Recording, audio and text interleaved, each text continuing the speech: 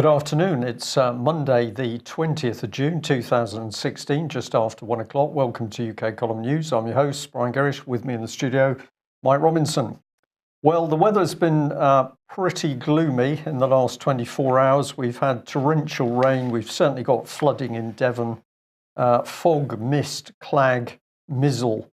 And although things are improving a little bit in Plymouth at the moment, reports across the country are pretty damp and grey. But luckily, Mike, we've got intelligent motorways. To tell you that it's raining, you mean? Well, the big signs on the M4 yesterday, when you could hardly see out of your windscreen, said confidently that there were poor driving conditions. So luckily, we had those big signs so that drivers who could see out of their windscreens knew from the intelligent motorway that the weather was bad. Cost us billions. Well, let's move on to the serious stuff, and no better place to go than the EU referendum. Now, a wonderful cartoon sent to the UK column. I've had enough of this, and I'm off. Stuff, and I'm off. I can't credit the cartoon because I'm afraid I don't know who drew it, but really excellent cartoon, with the exception that I think some things were missed because, of course, were the UK to move away from Europe at the moment, we would be taking with us the traitors who are in Britain's Westminster back pocket, which I've labelled there on screen for you. And the other thing we need to remember, of course, is that we've got Nippy Sturgeon in Scotland, currently representing as Britain's brain there, who's going to take Scotland into independence as a vassal region of the EU. So you can't quite make this stuff up. But we would say to people, of course, remember, there is no independence from the European Union until we deal with the traitors that are clearly in the middle of Britain at the moment. And Westminster must be a key target for these duplicitous people. Of course, UK column would say that they have to be dealt with in a lawful and democratic way. And but we do need to recognise that people are with us.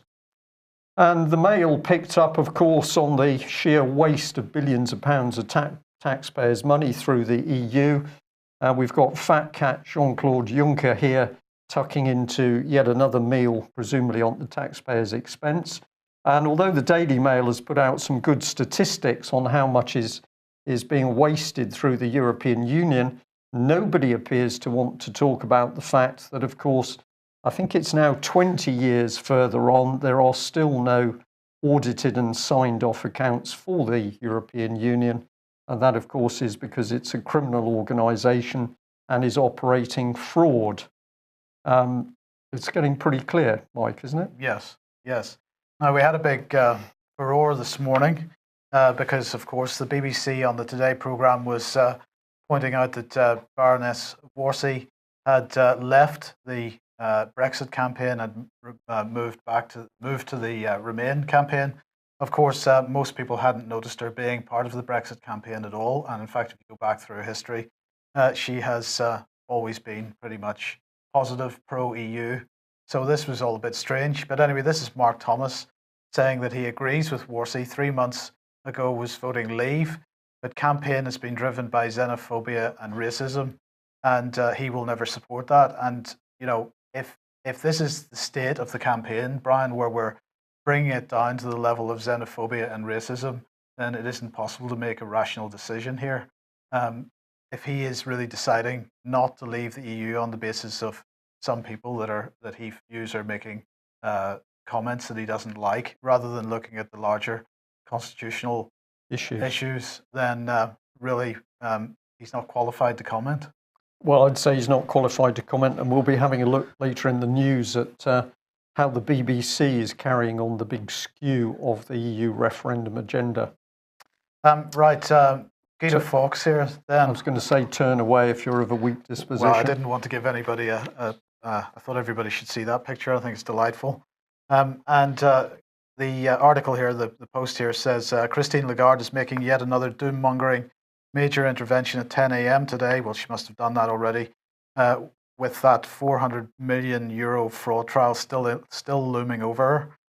He says the IMF chief will again warn against Brexit and so on. But then the main point of this article, he's pointing out that pro-Remain groups, that the ones that have made referendum interventions, have received 160 million euros, from the European Commission in the last several years. And he provides this helpful table here showing everybody from the International Monetary Fund, the OECD, the World Wildlife Fund, Friends of the Earth, Unite, GMB, Unison, and so on, all having taken money from the European Commission, and all these people having made an intervention on the pro-Remain side. I find it particularly interesting that we've got PricewaterhouseCoopers there, this massive auditing company that makes billions out of government contracts, and a quick 16 million euros in there for them. Yeah, surely that's to make sure that the EU accounts are never audited. Presumably. Yes. Anyway, moving on, the Financial Times then, and we'll get to the constitutional issues now, because they are their headline here today saying untangling Britain from Europe could cause constitutional havoc. They're saying that EU laws are incorporated into the devolution statutes of Scotland, Wales, and Northern Ireland. Untangling Britain from decades of European legislation would take years and could create constitutional mayhem, and this is according, they say, to legal experts. And they quote Professor Douglas Scott, who says EU law is part of UK law, and its adoption has given UK citizens, companies, and public authorities rights and duties.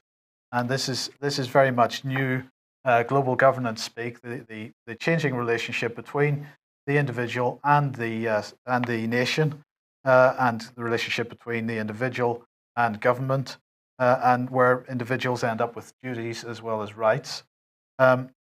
Professor Douglas Scott went on to say, repealing or amending these laws would be a complex and demanding process.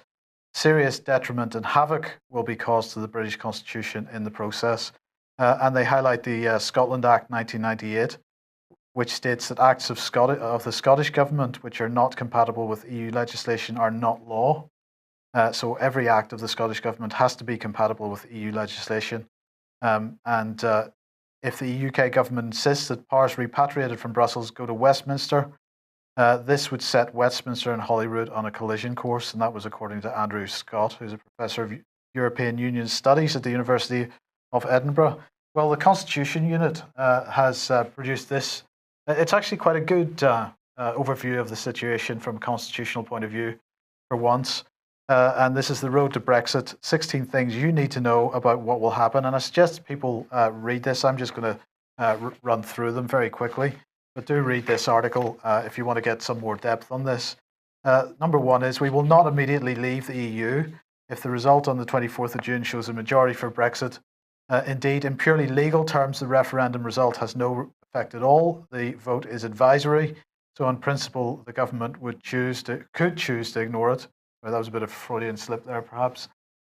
In political terms, however, ministers could not do that. Well, I think we're going to find that they do exactly that. I think that's exactly what they're going to do. Number two, the Prime Minister would very likely announce his resignation quickly, which would stay in post until the successor was chosen. Chosen or elected, not clear, but chosen is what it says here. Gordon Brown too, isn't it? Boris? Absolutely. Yes. Number three, following a vote for Brexit, a period of negotiations about the UK's future relationship with the EU would begin, as set out in Article 50 of the Lisbon Treaty, and this opens a 2-year window for negotiating withdrawal terms. But number four is that Article 50 skews the balance of power in the negotiations in favour of the continuing member states. Number five, there is no requirement for the Prime Minister to trigger Article 50 immediately, so that he could delay that for as long as he wants. So what a lot of people are talking about is the possibility that he would begin a negotiation process with the European leaders just to get to the point where they might want to invoke Article 50. And the Constitution Unit article here says, it's vanishingly unlikely that the EU could withdraw without triggering Article 50 at all. There are quite a number of people offering options for that, about how we might withdraw without invoking Article 50. Number 7, then, both sides of the referendum campaign agree that this whole process would take several years, during which the UK would remain in the EU. And of course, this is pretty much the nub of the problem for me, because while this process takes several years, the British government is not going to stop its other policy agendas, such as TTIP, European Union military integration, and so on. All this stuff's going to continue at pace. So we're going to have this veneer of getting out, if it even gets to that, or we're going to create a lot of angst in the country by procrastinating. But in the meantime, all this other policy is going to keep pushing through. Number 8, the process of withdrawal would involve 3 sets of negotiations. First, it would be the negotiation of the withdrawal terms themselves. Second, it would be necessary to negotiate a trade deal with the EU. Third, the UK would have to negotiate the terms of its membership of the World Trade Organization, and would want also to negotiate trade deals with over 50 countries, and so on. Number 9, Parliament has no formal say over whether or when Article 50 is invoked, because this lies within the royal prerogative. And of course, because the Queen has accepted mediatisation, that royal prerogative has passed to the government, i.e. David Cameron. So those powers are exercised by the government. Really, Parliament has no way of speeding that up or slowing it down. It's really it's a watching brief for them, but they would then be able to vote on any withdrawal deal. So basically, in several years' time, if there is a withdrawal deal and Article 50 has been invoked, well, Parliament gets to vote on it at that point. But if they decide that it's not a good idea, then where does that leave us? Right back at square one again. Beyond the negotiations, Parliament would also have a great deal of legislating to do, because obviously they would have to try to roll back some of the legislation that's come in recently, particularly possibly not roll back, but certainly change legislation with regard to devolution and so on. And then the other point that's made here is that Whitehall would be severely stretched by the mammoth exercise of withdrawal. So civil service would be busy for once, perhaps. The whole thing is obfuscation, Mike. Totally. You make the thing as complex as possible. I mean, all the country's got to do is step away from the European Union, start to sort this country out, and then there's negotiation. Negotiation in order to get out? That says that Europe's in control already, doesn't it? That's very much what if you read the treaties, that's very much what the implication is from this article. Some people suggesting that there are easier ways to do it, and perhaps we just go ahead and do it and sort of deal with the consequences. Well, what are the consequences going to be? If people want to trade, they're going to continue to trade, aren't they? So exactly. We step out, but as the cartoon said, the problem isn't stepping away from the European Union. It's the fact that when UK does it, we take the very people who've caused the problem with us in the back pocket of Westminster. Yes. So in the meantime, Chatham House trying to feed the doom and gloom for Brexit. So we've got to stay in, because the EU referendum is already affecting the British economy. And they highlight a whole bunch of graphs. And this is one. And the red dot on the graph is the general election in May 2015. And so what they're trying to imply is that everything is tanking as a result of Cameron. The first thing Cameron doing is calling this referendum. But if you actually look at the trends of disaster began long before the referendum was called. So here is the manufacturing export orders, and as we can see, that downward slide began quite some time before the referendum was called. Same with fixed capital formation, same with exchange rates. So Chatham House really just trying to push spin. This. Spin is the word, yes, Mike. Yes, well, or lie or something, I don't know. The economic issues related to this are twofold. First of all, they go way beyond the realms of the European Union. But in terms of exchange rates here, of course, various internationalist players have already said that they would attack sterling if we were to leave. But frankly, we can't be held to ransom by these kinds of threats. Well, is this bad news? Brexit jitters drag UK's share of mergers and acquisitions to record lows. So the vultures are not circling. as a result of us threatening to leave the European Union. That can't be a bad thing. It's just brilliant, isn't it? The whole thing is unbelievable psyop of applied propaganda on a scale that we've never seen before. Yes. So bring in an upstanding politician, because this man's opinion is certainly important. Absolutely. Here is an upstanding politician, Kenneth Clark, who, speaking to China Daily here, saying that the idea of the British sitting down and negotiating a trade deal with a quite particular government like that of the People's Republic of China is, I think, fanciful.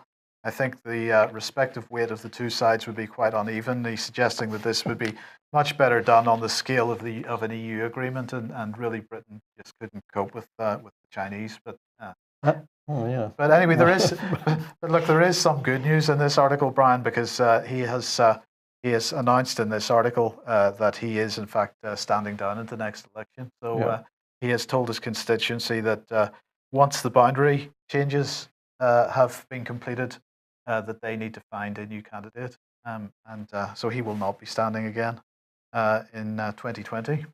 I wonder why.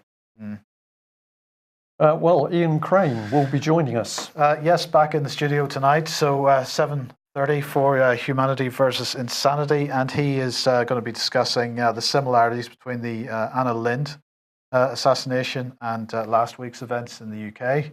And he's hoping to have a guest on. Not quite sure who that's going to be just at the moment. And then the theme of Fracking Nightmare is going to be, quote, "You might be a sociopath if," and he's going to be examining the cognitive dissonance amongst those that are pushing the unconventional gas industry in this country, particularly within the UK government and the various corporations. So join us from 7:30 tonight for those.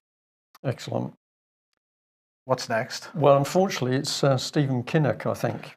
Ah, right. Well, so Stephen Kinnock, really reinforcing the story that we've got to love our MPs.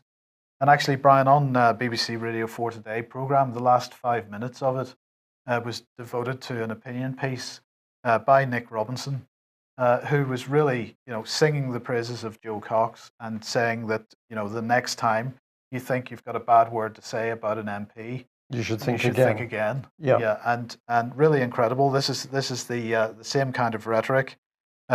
Those saying we must take our country back need to realise the consequences. And he says, my friend and colleague Joe Cox was killed by the poison that has seeped into Britain's politics in recent years. We owe it to her to defeat the forces of cynicism. Joe Cox was a friend of Mr. Kinnock's and his family. We shared an office, two wide-eyed new MPs trying to navigate the strange world of Westminster together. We were friends before that too. She had worked as an advisor to my mum, Glenys, and we considered her a friend of the family. She lit up any room she walked into with a raucous laugh and infectious good humour. And she cared. She cared about her community and about the people she served with such pride in Bethlehem, where she grew up. I can only imagine the outrage she would have felt if she had seen the poster that Nigel Farage unveiled just hours before her death, demonising hundreds of desperate refugees, including hungry, terrified children, fleeing from the terror of Islamic State under the slogan "Breaking Point."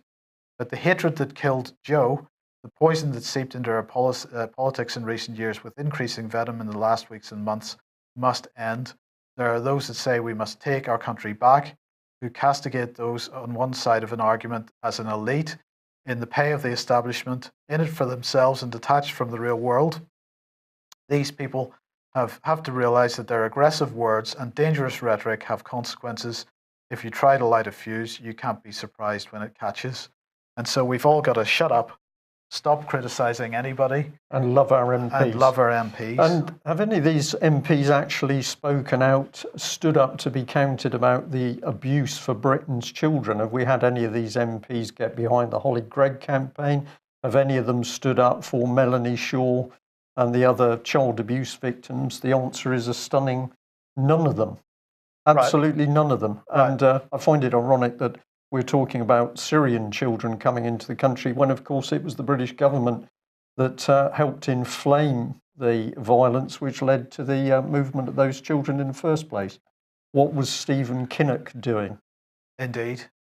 I mean, just to make sure everybody understands what's being said here, nobody is suggesting for 1 second that MPs should be physically attacked in any way, shape, or form. That is a really dumb way to deal with this issue.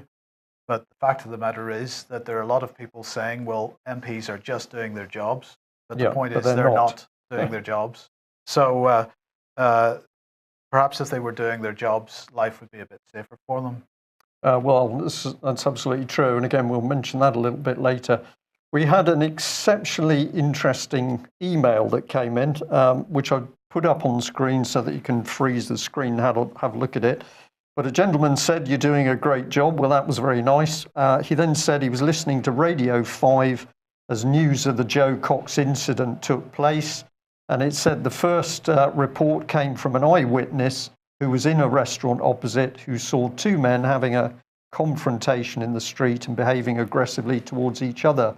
He then saw Joe Cox come out of the building where she had her constituency clinic and go over to the men to intervene.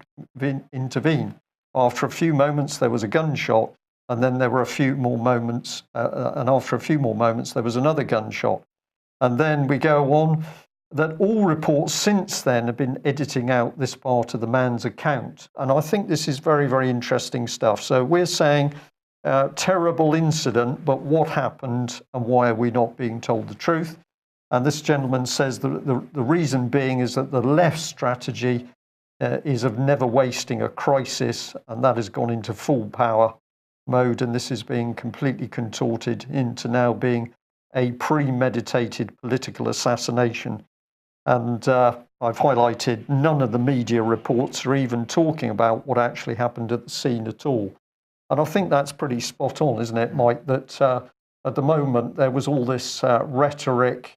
We've got the flowers, we've got the tears, we've got all of this, but we've got no proper analysis about what actually took place. No, because they're too busy making political capital for it, and I think it's pretty disgusting. It's disgusting, and then, of course, this is the other part of it. Now, I tweeted out about this over the weekend. I'd been watching on the left of that image is a picture of black-shirted police helping black-shirted bailiff thugs break into somebody's house. And we've got The Guardian saying police contact MPs to advise on security after Joe Cox killing. And my observation was, will the same black-shirted thug police be advising MPs about their security? And part of the Guardian report was this, that Harry Fletcher, director of the Digital Trust, who works with victims of online threats and abuse, we don't get any of that, of course, Mike, said a security triage system was needed in the House of Commons to help MPs assess the risk. Huge numbers of MPs are getting this kind of abuse. Some of it's very threatening, and I think the police have got to start prioritising investigation. So here we've got the super elite, and the police have got to help these people protect themselves because the public are getting pretty angry. And I just highlighted it on the tweet by saying security gates, police armed with tasers and machine guns, CCTV and dogs. Britain's frightened MPs are now reaping the anger of a public they've lied to, utterly betrayed and mocked for years. And this, for me, is these politicians don't actually know that they're unpopular, Mike. They can't actually work out that the abuse, the perversions, the lies is now coming to fruition. And of course, if we have somebody who's mentally disturbed, that is a tinderbox. But the police are now going to protect them with what? More gates, vetting people in surgeries. Right. But what this does, Brian, is it highlights the trap.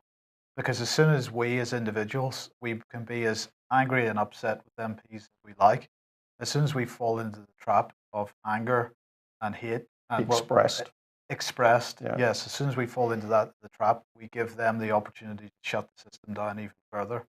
Yeah. So we have somehow got to find a way to express ourselves in a peaceful way.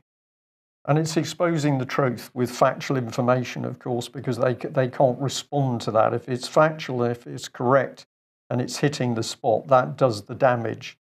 So the harsh words and the abuse and the threats, absolutely unproductive, because it allows them to simply build the dictatorship even faster. Yeah. And what better organisation to help you build that dictatorship than the BBC?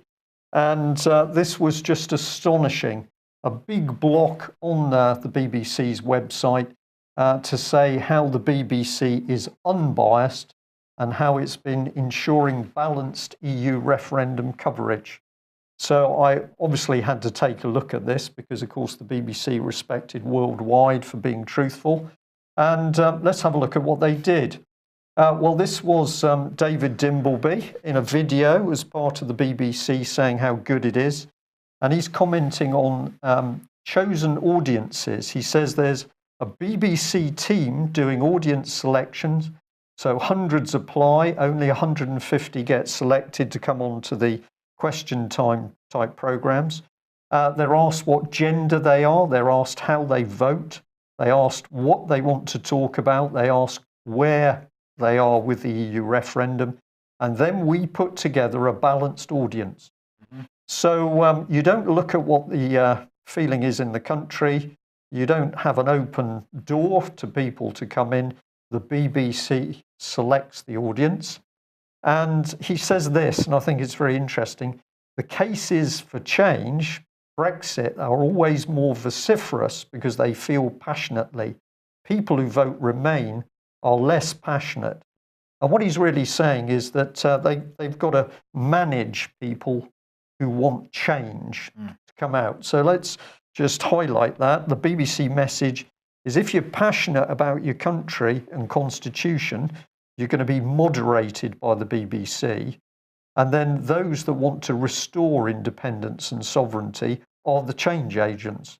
So we've got the BBC completely and skillfully twisting reality on its head. It's brilliant, so therefore, isn't it? in order to have a balanced audience, if the people who vote Remain are less passionate, in order to have a balanced audience, you probably have to have more of them in the audience. Well, they say they have the same, but the point says it all, that we can't have too many Brexit people because they're pretty passionate. Well, too right, they're passionate. So let's get him on screen again. Here he is, Mr. Dimbleby. Big smile, as you can imagine, on a very fat BBC paycheck.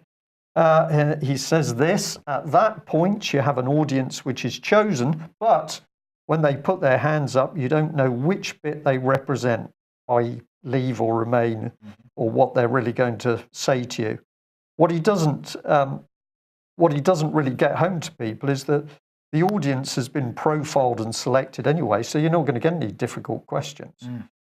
And then we come to this, which is absolutely fantastic, because we've got the Mirror headline, David Dimbleby makes heartbreaking slip of the tongue after moving tribute to Jo Cox on Question Time.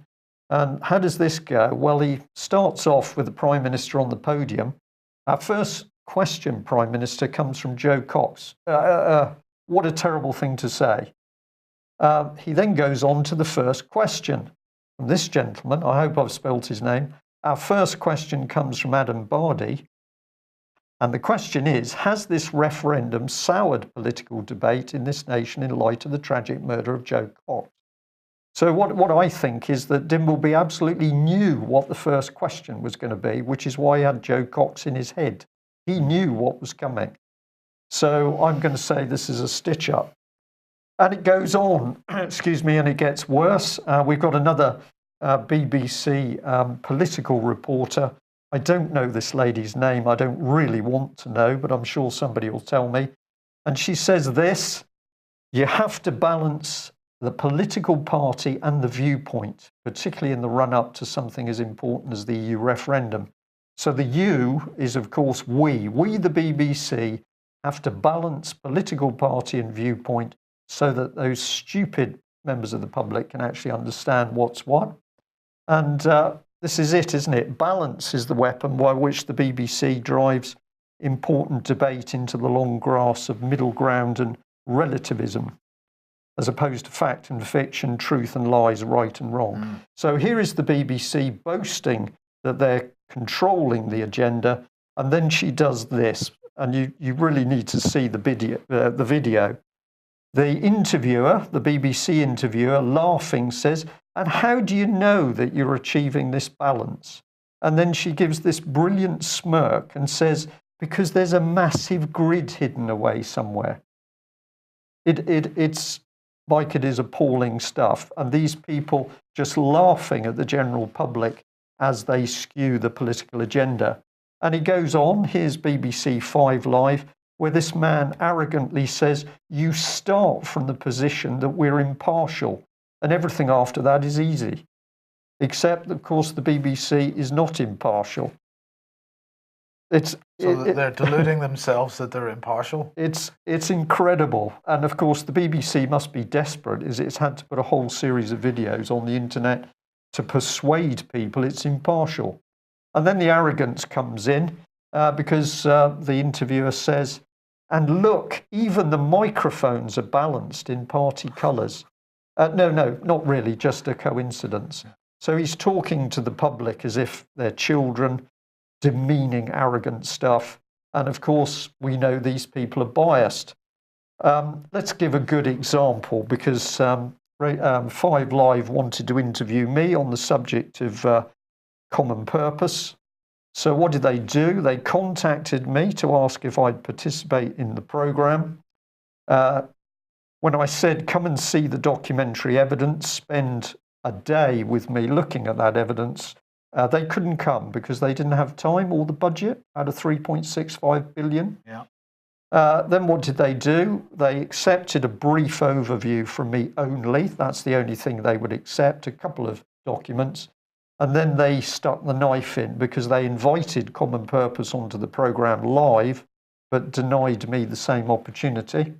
And then, of course, what did they put on the programme? Absolutely no evidence, factual evidence about anything. So there's a good bit of unbiased BBC reporting on a pro-EU political charity. Well, bring in Andrew Marr, and the BBC deliberately avoids the elephant in the room. What is that elephant? Well, it's this, isn't it? That we've got our Bilderberger here. Peter Sutherland. Peter Sutherland, thank you, Mike. Boasting that the whole purpose of mass migration is to break down nation states. And nobody wants to talk about it. Andrew Marr doesn't want to talk about it. Corbyn doesn't want to talk about it. And we've now got a country full of people getting really angry with the migrants instead of saying, well, who caused this policy in the first place? So BBC, Andrew Marr, political spin at best, lies at worst. And we'll carry on a bit. We've got the BBC reporting that Lord Guthrie has now said, actually, I'm for leave. Invite people to look at the text. But this is the BBC comment that apparently the EU military operations at the moment is simply about humanitarian stuff and peacekeeping, Mike. Oh, really? That's why they're running joint operations on Salisbury Plain. That's why Syria. That's why the NATO defence ministers meeting last week was specifically discussing NATO's relationship with new EU military integration. Yes. Right. Yeah. Because it's only about peacekeeping. It's only peacekeeping and humanitarian, according to the BBC. And then they highlight that our security rests on NATO, when quite clearly we can see that the EU is attacking that as quickly as possible. And I'll just highlight the other one down here. Britain stronger in Europe have previously said there's an overwhelming consensus among military chiefs that Britain is stronger and safer in the EU. Well, that's because, of course, the BBC hasn't bothered to investigate a single thing around this issue to get the truth out. So BBC, biased, disgusting political propaganda, and they must be getting desperate if they have to have a specific website section to claim their impartiality. Mm. Yes. Well, of course, they're particularly impartial when it comes to Russia, aren't they? Yes. I have to say, maybe I've been sounding a little bit emotional there, so presumably I won't be invited on any question time programmes. Possibly not. Mm. Yes, anyway, Putin. Was the BBC very impartial about Putin? He was taking part in the St. Petersburg International Economic Forum over the weekend. And he said that the United States and NATO have deceived Russia about missile defenses. There's no nuclear threat from Iran, and the missile defense system in Europe is being built. So we were right when we said that they were deceiving us. They're not sincere with us, referring to the alleged Iranian nuclear threat during the construction of the missile defense system. It's like this, actually. They tried to deceive us once again, and this was at a meeting with the heads of the global information agencies. He said, we know approximately which year the Americans will get a new missile that will have a range of not 500 kilometers but more, and from that moment they will start threatening our nuclear potential. We know what will be going on by years. And they know that we know. Despite all our objections, all our proposals on real cooperation, the US does not want to cooperate with us, rejects our proposals, and acts in accordance with its plans. So he was pretty strongly worded here. And in Reuters, we have a German foreign minister, saying that NATO continues to saber rattle against Russia, that it's really not the best idea. What we shouldn't do now is to inflame the situation by loud saber rattling and shrill war cries. Whoever believes that symbolic tank parades on the alliance's eastern border will bring more security is mistaken. We're well advised not to create pretexts to renew an old confrontation. But the United States is saying, well, we don't really care what anybody says about this. We don't care what Putin says about this. We don't care what Germany says about this. We're going to continue to incite problems, put more arms and material, more men and material into right up against the Russian borders. Tough luck, really. Tough luck. But it's interesting to see some Germans are now beginning to really see the danger being created. Absolutely. In Eastern Europe. Absolutely. Yeah. Now, financial news, almost unreported, but that's a pretty significant hedge fund has gone to the wall, $8 billion, just disappeared. So presumably nobody in court over that. It just disappeared. That remains to be seen. So this is Visium Asset Management, $8 billion hedge fund. They were under a bit of pressure because they were doing pretty badly this year in any case. But on top of that, Sanjay Bilvani, he was one of their top portfolio managers. He's been charged with warrant securities fraud. He's accused of insider dealing, and that is connected to the Food and Drug Administration because he was getting information from an FDA official and then was placing trades on drugs companies ahead of FDA reports. So insider trading there. Two other Visium portfolio managers, Christopher Paulford and Stefan Lumiere, they've been accused of purposefully miscalculating the price of securities so they could charge investors inflated fees and mislead them about their funds' liquidity. So, isn't that fraud? Actually, it is all fraud. But what has really surprised the commentators is the speed that this all happened. So basically, within a week, it was gone. So they've sold off one of their funds, which was doing a little bit better, relatively small amount of money, sold off to another company, but the rest of it has just gone to the wall. So creditors won't be getting very much. Right, but it was a little bit of mismanagement, not fraud. That's what you read there. That's what the press would say. Yes. Okay, that's good. That's not what I would say. Now this is an interesting little article. This is from the Law Society Gazette, and it's written by Joshua Rosenberg, and it's about the Goddard inquiry into child sexual abuse. And he's saying that the title is Janner, a misguided inquiry. And what he's saying here is that Dame Laurel Goddard is naive to think she can establish the truth of a 40-year-old child abuse allegations, and it isn't her job. As its terms of reference make clear, the purpose of her inquiry is to consider the extent to which institutions have failed in their duty to protect children from sexual abuse in the past and to identify action needed to protect children in the future. Under the Inquiries Act 2005, she must not, quote, determine any person's civil or criminal liability, although an inquiry panel is not inhibited by any likelihood of liability being inferred from facts that it determines or recommendations that it makes. So Goddard's terms of reference, Rosenberg goes on, say that the ban on deciding liability should not inhibit the inquiry from reaching findings of fact relevant to its terms of reference, which is not, as Rosenberg is pointing out, not quite the same as the Act.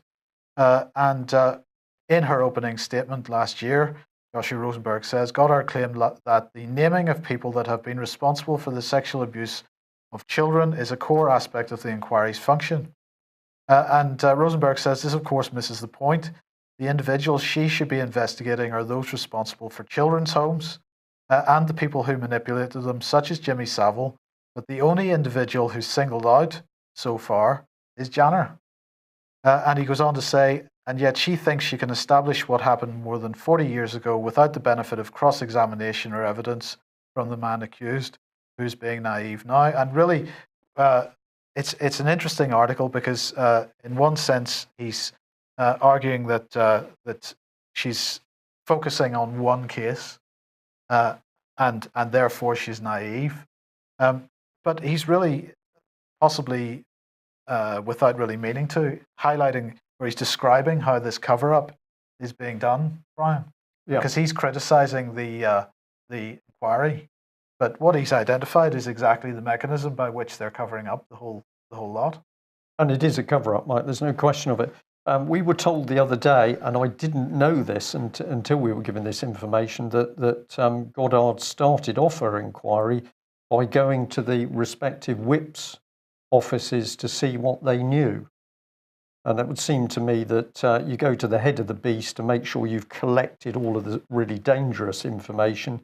Where is that evidence now gone? Is it secure? Has it been lost? The silence from Goddard says it all. Yes. Sorry. Yes. Global Commission on Internet Governance. The final report is going to be launched tomorrow. We will get hold of a copy of this and have a read through it and bring you what we can as soon as possible. But personally, I wasn't actually aware of this organisation, the Global Commission on Internet Governance. So the Global Commission will release the final report and recommendations tomorrow at the OECD ministerial meeting on the digital economy in Cancun, Mexico. So, as I say, we'll bring you more on this, but I just wanted to give everybody a heads up on that. Because obviously a lot of discussion going on about the future of the internet at the moment. Yeah, see Chatham House is on there, Mike, so I should think we'll have George Soros Open Society somewhere in the background. Absolutely. Well, if we're heading for control of the internet, that's going to be a big thing to help world government, but so's this statement by Donald Trump. And he says that basically the US should be adopting profiling of people to see whether they're likely to carry out a crime. So this is pretty onerous legislation if it comes in, because of course it's going to make psychiatrists key, because they will be the ones who are actually looking at the information. And we're into 1984 as it was. Thought police, you haven't actually done anything, but politicians guarded by the police, surrounded by psychiatrists in fixated threat assessment centres, can decide that you are likely to think the wrong thing and become a terrorist. So we're seeing the same agenda playing out both sides of the Atlantic then? Well, I was going to say, isn't it remarkable that Mr. Trump's come out with this just following the political assassination of Joe Cox? Just amazing. Yeah. Or not. Okay, well, that brings us to the end of today's programme. Patrick Henningsen is still with us, but he's had to work on some other things today, so hopefully he will be back. And we'll say do join Ian Crane tonight. And also thank you to those people who have now moved across to a paid subscription with the UK column. We do appreciate it, and it does make a difference. If you're still there on a free subscription, perhaps you would think about going on to what we think is a nominal monthly amount in order to help support what we do. That's it. That's it. Thanks very much for joining us. Bye-bye. Bye-bye.